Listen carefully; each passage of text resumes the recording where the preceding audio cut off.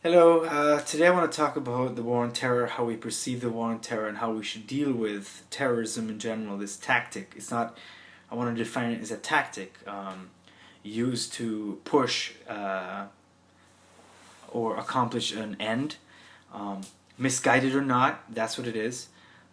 As I define it for the video, I can define it in other ways for other arguments' sake. But for this video, I define it as a tactic.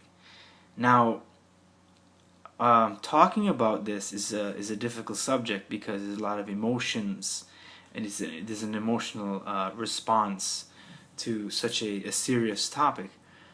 I remember reading an article by Zaffos, 9/11, Forget 9/11. That article I thought it was a difficult read because it saw 9/11 as a response to American imperialism, which is true in what she was trying to say. But at the same time, she said that we should not really consider 9/11 in isolation, and we should consider it as a crime and not an attack on a country. Now, this is, to me, when I first read that, I thought it was problematic in the sense that, it was an attack on a country. It can be considered a criminal an act because look at the aims. It aimed to take down the United States, because the attackers saw the United States as the reason for Middle Eastern poverty and especially when it came to the Israeli-Palestinian situation.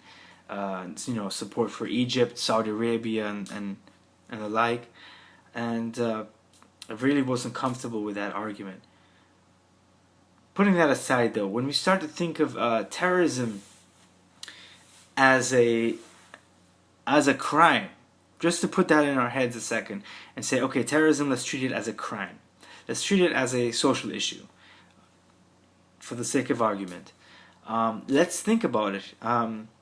First of all, let's think of the ramifications. What will happen? Your attention, the attention of the national security, will be diverted to other issues, other more important issues.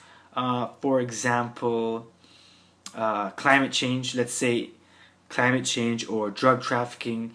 Let's say rebalancing in East Asia.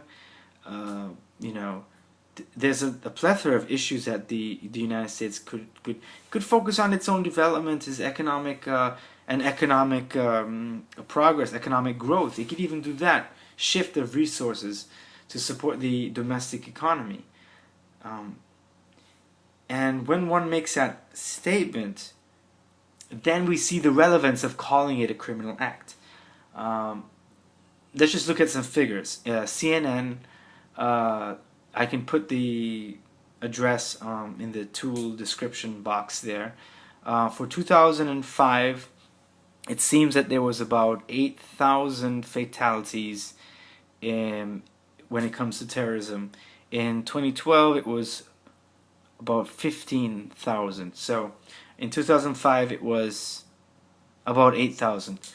So 2005, 8,000. Now in 2005, in the same year, alcohol was linked to about 75,000 U.S. deaths a year. So we're talking about $75,000 human lives lost due to alcoholism, compared to 8,000 lost due to terrorism. Now, using that as a benchmark, we realize that alcoholism is a bigger problem, right? Why are people turning to alcohol? These are the questions that we have to ask ourselves. Why are people dying in these amounts? So calling terrorism a criminal act refocuses our attention to see what else is going on. What's also important? A refocus, a reshifting, a reprioritization, as it were. I just made up that word, I think. So the fact remains, I think that fear closes down, shuts down other possibilities that may be more important. maybe fear of, and then I asked another question. Maybe fear of sudden death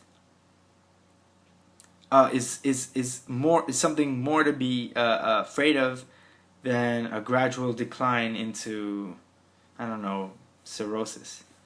These are questions that we have to ask, and as just people, human beings, who who continually learn, need to ask these questions.